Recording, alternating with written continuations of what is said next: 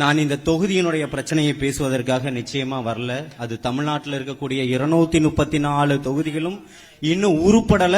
இந்த 75 ஆண்டுகள் வரலாற்றுல இந்த திராவிட கட்சிகள் எதையும் பண்ணல, பண்ணியும் கிழிக்கல, இனிமேலும் பண்ண மாட்டானுங்க. அதற்காக வந்திருக்கக்கூடியவர் தான் நம்மளுடைய அண்ணன் தலைவர் தளபதி அவர்கள். நான் இங்கு பேச வந்திருக்கக்கூடியது என்னுடைய சமூகத்தினுடைய வலியும் வேதனையும் பேசுவதற்காக வந்திருக்கிறேன். இங்க இருக்கக்கூடிய என்னுடைய இஸ்லாமிய சகோதரர்களுடைய கருகுமணி காப்பாற்றப்பட வேண்டும் என்று பேச வந்திருக்கிறேன்.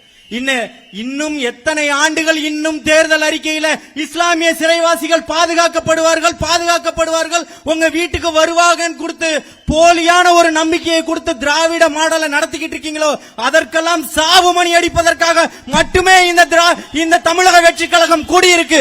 அதை சொல்வதற்காக மட்டுமே வந்திருக்கிறேன். ஒவ்வொரு முறையும் இஸ்லாமியர்களை பாதுகாக்கிறோம். எதுக்குடா எங்களை பாதுகாக்கணும்? 800 ஆண்டுகள் இந்த மண்ணை ஆண்ட சமூகம் இந்த சமூகம், இந்த இஸ்லாமிய சமூகம். இன்னும் நீங்க எங்களை பாதுகாக்க தான் செய்யணுமா? இது ரொம்ப கேவலமா இல்லையா? இங்க இருக்கக்கூடிய கொள்கை தலைவர்கள் ஒருத்தரா இருக்கக்கூடிய வேலுமங்கை வேலுநாச்சி அவர்களை கூட மீண்டும் படைகட்டி திருப்பியும் போருக்கு கொண்டு போனதுல இந்த இஸ்லாமிய சமூகம் தானே மிகப்பெரிய பங்களிப்பு கொடுத்திருக்கு. அப்பேற்பட்ட சமூகத்தை இன்னும் நம்மளை பாதுகாக்கிறோம் என்ற பேர்ல ஓட்டுகளை பொறுக்கி விட்டு இஸ்லாமிய பெயர் தாங்கியவர்களை வச்சு இந்த நம்மளுடைய வாக்குகளை கொள்ளடிச்சு ஒட்டுமொத்த தமிழகத்தையும் நாசமாக்கிக்கிட்டு இருக்கக்கூடிய அத்தனை இஸ்லாமிய சொந்தங்களுடைய வாக்குகளையும் வாங்கிக்கிட்டு இருக்கீங்களே. இஸ்லாமியர்களுடைய பிரதித்துவம் எங்க? முதல்வர் முதல்வர்கள் கூட கூட்டணியில் இருக்கக்கூடிய அத்தனை இஸ்லாமிய தலைவர்களை பார்த்து கேட்கிறேன், வாங்க விவாதிக்கிறதுக்கு. ஒரு 20 எம்எல்ஏக்கள் இருக்கணும் இந்த சமூகத்துக்கு. ஆனால் ஒட்டுமொத்தமா 7 எம்எல்ஏக்கள் தான் இருக்கிறாங்க, திமுகவையும் சேர்த்து. மனிதநேய மக்கள் கட்சியாக இருக்கட்டும், இருக்கக்கூடிய கூட்டணி கட்சிகள்ல இருக்கக்கூடியவர்களாக இருக்கட்டும், அது விடுதலை சிறுத்தைகள் முற்போக்கா சிந்திச்சு என்னுடைய சகோதரன் சானவாசுக்கு ஒரு சீட்டு கொடுத்தாங்க. ஆனால் திமுக எத்தனை பேரு? இங்க இருக்கக்கூடியவர்கள் தான். இங்க இருக்கக்கூடியவர்களுடைய நிலை என்ன? மாவட்ட செயலாளர் பதவி பறிப்பு வஹாப் அவர்களுக்கு, ஆவடி நாசர் அவர்களுக்கு பதவி பறிப்பு, அமைச்சர் பதவி பறிப்பு, செஞ்சி மஸ்தான் அவர்களுக்கு பதவி பறிப்பு. அப்பவும் தாவேகா மேடையாக இருந்தாலும், எத்தனை யூடியூப் சேனல்களாக இருந்தாலும், தொலைக்காட்சியினுடைய விவாதங்களாக இருந்தாலும் சரி, இத்தனை திமுகவினுடைய இஸ்லாமியர்களுக்காகவும் நாங்க பேசி இருக்கிறோம். இதுதான்டா தமிழக வெற்றி கழகம், இதுதான் சமூக நீதி இயக்கம்னு சொல்றோம். எங்க எங்களுடைய பிரதித்துவம் தான் கேட்கிறோம். உன்னுடைய மாவட்ட செயலாளர்கள் எத்தனை பேர் இஸ்லாமியர்கள் இருக்கிறாங்க? எத்தனை ஒன்றிய செயலாளர் இருக்கிறாங்க? நகர செயலாளர் இருக்கிறாங்க? எத்தனை மாநில நிர்வாகிகள் இருக்காங்க? மானமுள்ள திமுக சொல்லுமா? அண்ணா திமுக சொல்லுமா? ஒரே ஒருத்தர் தமிழ் மகன் உசேன் இன்னைக்கு சொல்லும், நாங்க அண்ணா திமுக நாங்க வச்சிருக்கிறோம் அப்படின்னு சொல்லிட்டு. நடக்கவே முடியாத ஒரு காலகட்டத்தில் திமுக இன்னைக்கு யாரை காட்டும்? இருந்த ஒருத்தரும் போயிட்டாரு, 1000 விளக்கு உசேன். அதுக்கப்புறம் யாருமே இல்ல.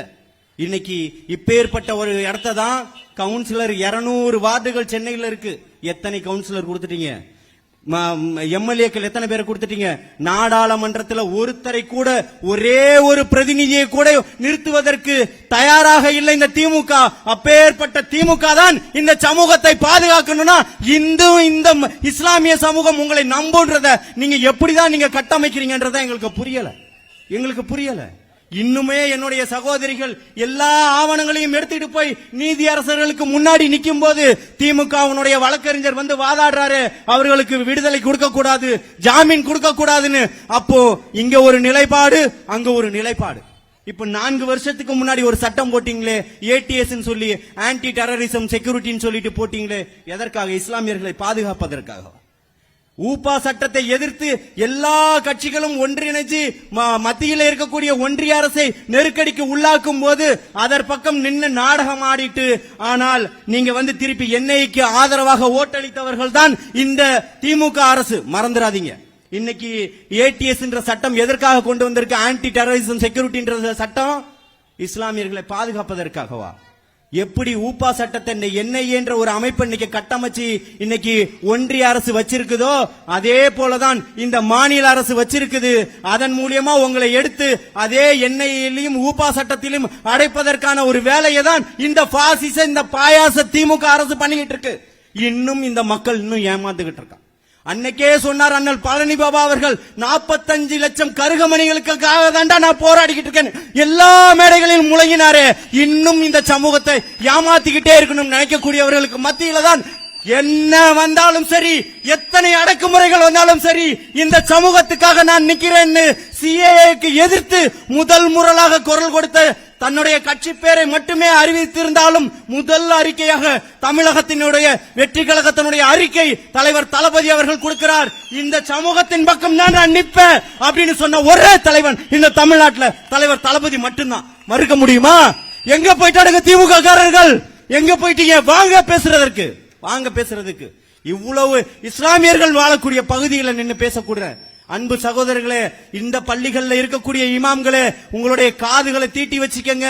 இன்னும் உங்களுடைய பயான்கள்ல இருக்கக்கூடிய இஸ்லாமிய இயக்கங்கள் சொல்வதை ஒருபோதும் நம்பிடாதீங்க.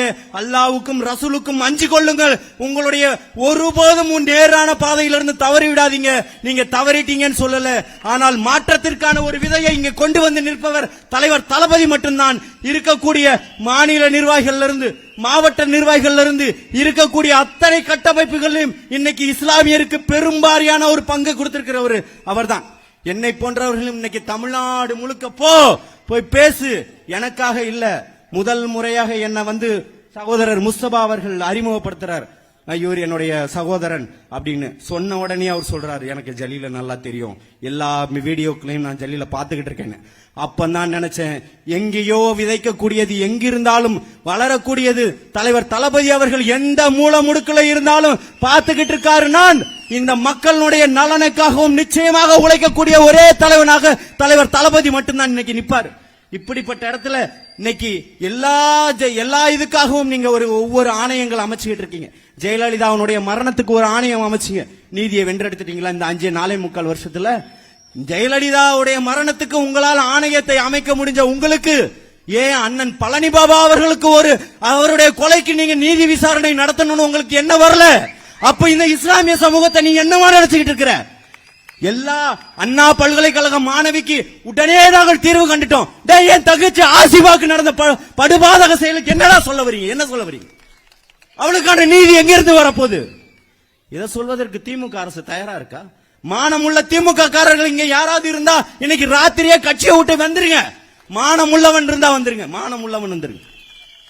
இஸ்லாத்தை அல்லாவையும் ரசூலையும் நீ ஏற்றிருந்தால் திமுகவை இன்னையோட தூக்கி போட்டு உனக்கு சொல்வதற்கு தைரியமும் திராணியும் இல்ல. பெயர் தாங்கிய வகாபு அது இது நீ பேரை வச்சுக்கிட்டு இன்னும் சமுதாய மக்களை ஏமாத்தி பொழைக்கக்கூடிய பொழப்பு எதற்கான பொழப்பு? இன்னும் எத்தனை மக்களை நீங்க ஏமாத்தி உறிஞ்சு குடிக்க போறீங்க? இன்னும் இந்த சமூகம் இன்னும் எத்தனை வழிகளை சந்திக்க போகுது? கேரளா கரையில இருந்து இந்த சுதந்திர இந்தியாவில் பாடுபட்ட என்னோட இன்னும் எவ்வளவு உலக நாடுகள்ல இருக்கக்கூடிய அத்தனை தலைவர்களும் கரைச்சு குடிச்சு இங்க உட்கார்ந்துகிட்டு இருக்கிறாரு. என்ன பாசத்திற்குரிய மாமா அவர்கள், நாஞ்சிலார் அவர்கள் இன்னும் அழகா பேசுவாங்க. அப்பேற்பட்ட சமூகம் இந்த சுதந்திர இந்தியாவுக்காக தன்னுடைய இன்னுரையும் இழந்த சமூகம், எல்லா சொத்துக்களையும் இழந்த சமூகம். இன்னைக்கும் தமிழக வெற்றி கழகத்துக்காக அங்க அடி வாங்கி படுத்து கிடக்கக்கூடியவனும் இஸ்லாமியன் தான். இந்த சமூகம் மிகப்பெரிய ஒரு மாற்றத்திற்கான ஒரு பாதையை தேர்ந்தெடுக்குது. அதற்கான ஒரு வழிகள்ல தான் பயணப்பட்டுக்கிட்டு இருக்குது. ஆனால் நீங்கள் எப்பேற்பட்ட தடைகளை கொண்டு வந்தாலும் சரி, உங்களை ஓட விட்டு விரட்டுவதற்கு ஒட்டுமொத்த தமிழக மக்களையும் ஒரே கோட்டில் நேர் நிறுத்திட்டாரு தலைவர் தளபதி அவர்கள். அதுல எந்த விதமான மாற்றத்தையும் நீங்க உங்களால கொண்டு வர முடியாது. எந்த விதமான மாற்றத்தையும் கொண்டு வர முடியாது. நீ காசுக்காக கொடுப்பியா? இந்த கூட்டம் எல்லாம் காசுக்காகவும் பணத்துக்காகவும் சாராயத்துக்காகவும் சாப்பாட்டுக்காகவும் வந்த கூட்டம் அல்லடா. தமிழ்நாடு முழுக்க இன்னைக்கு தலைவருடைய பெயரை கேட்டாலும் கொடியை பார்த்தாலும் கூடக்கூடிய கூட்டத்திற்கு உங்ககிட்ட என்ன விலை இருக்குது? நீ நடத்திய இளைஞரணி மாநாடு எவனாவது ஒருத்தன் குடிக்காம இருக்கிறானா? இந்த கூட்டத்தில் எவனாவது ஒருத்தன் குடிச்சவன் இருக்கானா? உன்னால சொல்ல முடியுமா? இதுதான் தமிழக வெற்றி கழகம். நீ பேசுற நீ இஸ்லாமியர்களுடைய வாழ்க்கையும் வரலாறுகளையும் என்னடா தெரியும் உனக்கு? வாழ்க்கையும் வரலாறு. கம்யூனிசத்தினுடைய பெயரை வச்சுக்கிட்டு நான் கம்யூனிசம் பாதி கம்யூனிசம் ஸ்டாலின் என்கிறாயே, நீ எந்த புத்தகத்தை படிச்சுட்டு நீ ஸ்டாலின் சொல்ற?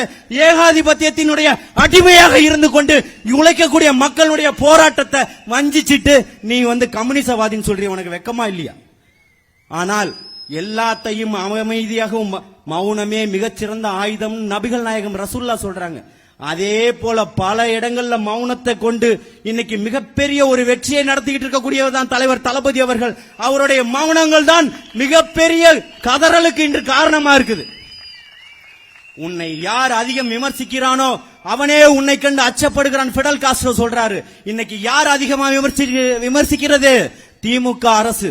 அப்பேற்பட்ட திமுக அரசை வீட்டுக்கு அனுப்பக்கூடிய காலகட்டம் உருவாயிருக்கு. ஏன் உருவாயிருக்கு? இருக்கக்கூடிய எல்லா சமூக விளிம்பு நிலை மக்களும் போராட்ட களத்துல இருக்கிறான். மாணவர்கள் போராட்ட களத்துல இருக்கிறான். கஞ்சா போதை இன்னைக்கு அளவுக்கு அதிகமா வலிஞ்சோடிக்கிட்டு இருக்குது. மது சாராயம் தமிழ்நாடு முழுக்க கேடுகட்டு போய் கிடக்குது. ஆனால் அதில் இருந்து வரக்கூடிய வருமானம், அன்னைக்கு சாராய கடையை திறக்கலான்னு சொல்லும் போது அண்ணா அவர்கள் சொன்னார்களே, குஷ்டரோகி கையில இருக்கக்கூடியதற்கு சமமானதுன்னு சொல்லிட்டு, அப்பேற்பட்ட குஷ்டரோகி கையில இருப்பதற்கு சமமானதை வச்சு இன்னைக்கு ஒட்டுமொத்த தமிழக மக்களுடைய வாழ்க்கையை காப்பாத்திக்கிட்டு இருக்கன்னு சொல்லக்கூடியதை எப்படி நம்மளால ஏத்துக்க முடியும்? எந்த அடிப்படையில் இவர்களை ஆள்வதற்கு நம்ம அனுமதிக்க முடியும்? மீண்டும் இன்னும் இந்த சமூகம் ஏமாற்றப்பட்டுகிட்டு இருக்கு. இருக்கக்கூடிய எல்லா சமுதாய மக்களும் போராட்ட காலத்தில் இருக்கிறாங்க. ஆனால் இஸ்லாமிய மக்களை மட்டும் நீங்கள் தீவிரவாதியை போல கட்டமைக்கிறீங்க. இப்போ 4 நாளைக்கு முன்னாடி திருப்பூர்ல ஒரு RSS காரனுடைய வீட்டில் கல் எடுத்து எறிந்ததற்காக 4 பேர் ATS, இந்த ஆன்டி டெரரிசம் போர்ஸ் செக்யூரிட்டின்ற சட்டத்தின் அடிப்படையில் நீங்க கைது செஞ்சிருக்கிறீங்க. இது 4 ஆண்டுகளுக்கு முன்பு கொண்டு வரப்பட்ட சட்டமாக இருக்கிறது. அதே போல நான் என்ன கேட்கிறேன்னா, எத்தனை பேர் RSS வாதிகள் இஸ்லாமியர்களை கொன்னு குவிச்சாங்க? அதே அர்ஜுன் சம்பத் இந்த கோவை கலவரத்தில் எத்தனை பேர் மருத்துவமனைக்கு வந்தவர்களை உயிரோட எரிச்சு கொன்னதற்கு எத்தனை ஆதாரங்கள் இருந்தும் இன்னைக்கு ரோட்ல நடமாடிக்கிட்டு இருக்கிறான். அவனால தெரிய முடியுதுன்னா அவனுக்கு பேர் அர்ஜுன் சம்பத், இவனுக்கு பேர் ஜலீல் என்ற ஒரே காரணம் தானே. அதை மாத்திரத்துக்காக தான் தலைவர் தளபதி வந்திருக்கிறாருன்னு சொல்றேன். அதை மாத்திரத்துக்காக தான் வந்திருக்கிறார். நீ எப்பேற்பட்ட கட்டமைப்புகளை வை. ஒரு சமூகம் கேக்குது 10% இடஒதுக்கீடு வேணும்னு. ஒட்டுமொத்த சென்னையினுடைய புறநகர் சாலைகள் மறிக்கப்படுது. ஓடக்கூடிய ரயில் மீது கல்லடிக்கப்படுது. மின்சார பெட்டிகளை கொண்டு போய் டிராக்ல போடுறாங்க. இதுக்கு பேர் என்னன்னு சொல்லுவீங்க? இதுக்கு பேர் தீவிரவாதிகளா? அப்போ கல்லெடுத்த எரிந்தவனுடைய பெயர் இங்க இஸ்லாமியர் பெயரா இருக்குது. அதனால் அவன் தீவிரவாதியாக சித்தரிக்கப்படுகிறான். என்னால் இன்னும் லட்சோப லட்ச தீவிரவாதிகள் உருவாவதற்கு நாங்கள் தயாராக இருக்கிறோம். இதுதான் போராட்ட களம் என்றால் தமிழகத்தினுடைய வரலாற்றை மாற்றுவதற்காக அந்த பெயரை தாங்குவதற்கும் தயாராக நிற்கக்கூடிய கூட்டம் தான் இந்த இஸ்லாமிய சமூகத்தினுடைய கூட்டம். இந்த இஸ்லாமிய சமூகம் இவ்வளவு நாள் தேடிக்கிட்டு இருந்ததில்ல. அந்த மாற்றத்திற்கான ஒரு தலைவன் இஸ்லாமிய கட்சியினுடைய எல்லா தலைவர்களும் அங்க உட்கார்ந்து பொய்யும் புரட்டையும் சொல்லிக்கிட்டு இருக்கிறான். நாங்கள் எல்லாம் இங்கதான் இருக்கிறோம், எல்லா கூட்டமும் எங்க பின்னாடி தான் இருக்குன்னு. கொஞ்சம் திரும்பி பாருங்கடா, தலைவர் தளபதியின் பக்கம் எத்தனை இஸ்லாமிய சொந்தங்கள் படையெடுத்து வந்துகிட்டு இருக்கிறாங்கன்னு. அதை மறுக்க முடியுமா? மாத்த முடியுமா? அத்தனை மீடியாக்களும் ஒளிபரப்பு செஞ்சுக்கிட்டு இருக்குது. இதுக்கு நீங்க என்ன சொல்ல போறீங்க? இந்த கூட்டத்தை என்னன்னு சொல்ல போறீங்க? நான் என் பேர் ஜலீல் இல்லைன்னு சொல்ல போறீங்களா? முஸ்தபா இல்லைன்னு சொல்ல போறீங்களா? இருக்கக்கூடிய அபு ஃபைசியினுடைய பேரை மாத்த போறீங்களா? யார் பேரை மாத்த போறீங்க? அப்போ இன்னும் நீங்க என்ன சொல்ல வரீங்க இந்த சமுதாயத்துக்கு? இன்னும் இந்த சமூகத்துக்கு என்ன சொல்ல வரீங்க? இன்னும் இந்த சமூகம் மிகப்பெரிய ஆறாத ரணத்திலும் வேதனையிலும் உட்கார்ந்துகிட்டு இருக்கு. அப்பேற்பட்ட காயத்துக்கு மிகப்பெரிய மருந்தாக நிற்பவன் தான் என்னுடைய அண்ணன் தலைவன் அல்ல, அவன் அண்ணனாக நிக்கிறான். அதனாலதான் உனக்கு பயமா இருக்குது. இங்க கூடக்கூடிய கூட்டத்தை பார்த்து ஏன் பயந்துகிட்டு இருக்கிற? ஏனால் ஒவ்வொரு காசுகளும் இங்க வைக்கக்கூடிய பேனர்களும் கொடிகளும் ஒவ்வொருத்தனுடைய ரத்தத்தை வேர்வையா சிந்தி சம்பாதிச்ச காசுல வைக்கக்கூடியதுடா. அதனால் உனக்கு அதை பார்த்து பயம் வருது. இங்க எவனும் கொள்ளடிக்கல, பாலங்கெட்டுன்ற பேர்ல கனிம வளத்தை கொள்ளடிக்கல, போதை விக்கல, ராத்திரி முழுக்க சாராயம் வித்து சம்பாதிக்கல, யாரையும் தவறான தொழிலுக்கு அனுப்பி சம்பாதிக்கல, எந்த கான்ட்ராக்ட் எடுத்தும் சம்பாதிக்கல. ஒவ்வொருத்தனும் உழைக்கிறான். ஒவ்வொருத்தனும் உழைப்பினுடைய சிகரமா உட்கார்ந்துகிட்டு இருக்கான். இங்க உட்கார்ந்துகிட்டு இருக்கிறவர்கள் எல்லாரும் மாத சம்பளக்காரர்களாக இருப்பான், இல்ல தினந்தோறும் கூலிக்காரனா இருப்பான். ஆனால் தலைவர் தளபதிக்கு ஒண்ணுனா எங்கேயும் சும்மா விட மாட்டான்.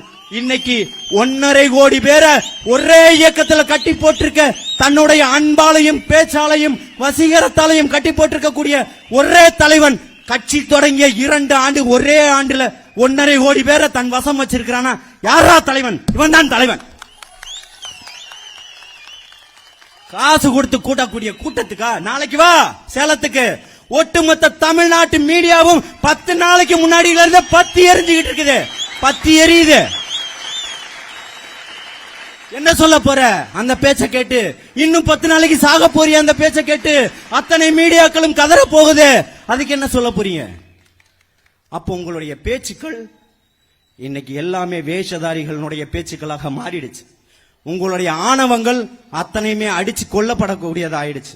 எப்படி ரஷ்ய ஒரு வெள்ளை நிற கொடி ரஷ்யாவினுடைய புரட்சியிலிருந்து ஏற்பட்டதோ, கியூபாவினுடைய புரட்சியிலிருந்து ஏற்பட்டதோ, அதே போல இரு பக்கமும் சிவப்பை தாண்டி தொழிலாளர்களுடைய வர்க்கமா இன்னைக்கு நிற்பது இதே தமிழக வெற்றி கழகத்தினுடைய கொடிதான். அந்த கொடிக்கு முன்னாடி அந்த கொடியை இன்னைக்கு ஏந்திய மக்களாக எல்லா சமூக மக்களும் இன்னைக்கு ஒரே கோட்ல நின்னு அதை ஓங்கி பிடிப்பதற்கான காரணம் தான் இந்த தமிழக வெற்றி கழகமா இருக்குது.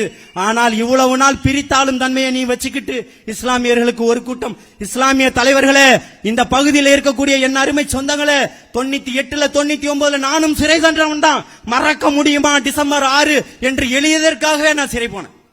அப்பேற்பட்ட கூட்டத்தில் நீங்க எந்த இயக்கமா இருந்தாலும் வாங்க, பேசுவதற்கு உங்களுடைய சகோதரன் ஜலீல் தயாராக இருக்கிறான். எங்களுடைய கேள்விகளுக்கு பதில் சொல்லுங்க.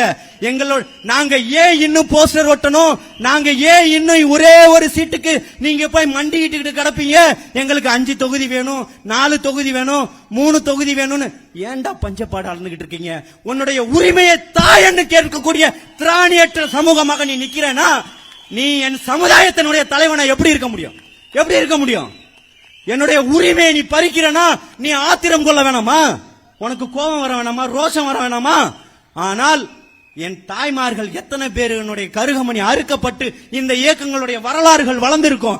அதையெல்லாம் மறந்துட்டு இன்னைக்கு கொத்தடிமைகளாக திமுக சின்னத்தில் நின்று கேவலம் 1-2 சீட்டுகளுக்காக ஒட்டுமொத்த சமூகத்தையும் அடமானம் வச்சுட்டு நீங்க அங்க சுகபான ஒரு வாழ்க்கையை வாழ்ந்துகிட்டு இருக்கிறீங்கன்னா, இதுவா சமூகத்திற்கான மாற்றம்?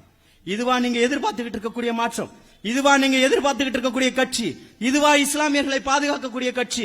ஒருபோதும் உங்களை பாதுகாத்துறாது.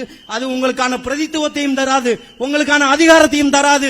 உங்களை ஒருபோதும் இந்த நிலையிலிருந்து மீட்டு எடுக்கணும்னு ஒருபோதும் வராது. அவனுடைய ஒரே இது, அன்னைக்கு தலைவர் தளபதி அவர்கள் முதல் மாநாடு விக்கிரவாண்டியிலே சொன்னார், இவர்கள் பாசிசவாதி என்றால் இவர்கள் என்ன பாயாசவாதியான்னு. இப்ப சகோதரி சொன்னால் அதே சட்டமன்றத்தில் முழங்கிச்சு. சட்டத்துறையினுடைய அமைச்சர் ஆலடி அருணா இருக்கும்போது இஸ்லாமிய தீவிரவாதிகள் என்ற வார்த்தை இன்னும் ஆறாத வடுவாக இருக்குது. அதுக்கு மருந்து போடுவதற்காக வந்து நிற்கக்கூடியவன் தான் தன்னலமற்ற என்னுடைய அண்ணன் தலைவர் தளபதி அவர்கள். இன்னைக்கு ஒட்டுமொத்த தமிழகம் முழுக்க இன்னைக்கு தெரிக்க விட்டுக்கிட்டு இருக்கிறான். எங்கள் வாழ்வும் எங்களுடைய வளமும் மங்காத தமிழ் என்று சங்கே முழங்கு. எங்கடா வாழ்க்கை இருக்கு? எங்கடா வளம் இருக்கு? சங்கு எங்கடா முழங்குது? முழங்க மறுக்குது. அதனால் தான் என்னுடைய தலைவன் விசிலோடு வந்திருக்கிறான். ஒட்டுமொத்த இடத்திற்கும் ஒட்டுமொத்த தமிழ்நாட்டுக்கும் மிகப்பெரிய ஒரு மாற்றத்தை நோக்கிய ஒரே கட்சி தமிழக வெற்றி கழகமாக வந்து நிற்குது. எங்க இருக்கக்கூடிய இஸ்லாமிய சொந்தங்களே, இங்க இருக்கக்கூடிய எத்தனையோ கட்சிகள் இருக்கலாம், எத்தனையோ இயக்கங்கள் இருக்கலாம், யாருக்கும் நம்மளோட பகை கிடையாது. ஆனால் சிந்தித்து பார்க்க வேண்டிய இடம் ஒண்ணு இருக்குது. நல்லா புரிஞ்சுக்கங்க. தன்னுடைய கொள்கையோட கோட்பாடோட ஆரம்பிக்கப்பட்ட கட்சிகள், 1 சீட்டுக்கு 2 சீட்டுக்கு விலை போக மாட்டோம்னு சொன்ன கட்சிகள். ஆனால் கொள்கையை மறந்துட்டு அந்த திமுகவோட கூட்டணி வச்சு இங்க இருக்கக்கூடிய எல்லா இஸ்லாமிய கட்சிகளும் திமுகவை மட்டும்தான் எதிர்த்து கட்சி ஆரம்பிச்சிருப்பாங்க. வேற எந்த கட்சியை எதிர்த்து ஆரம்பிச்சிருக்க மாட்டாங்க.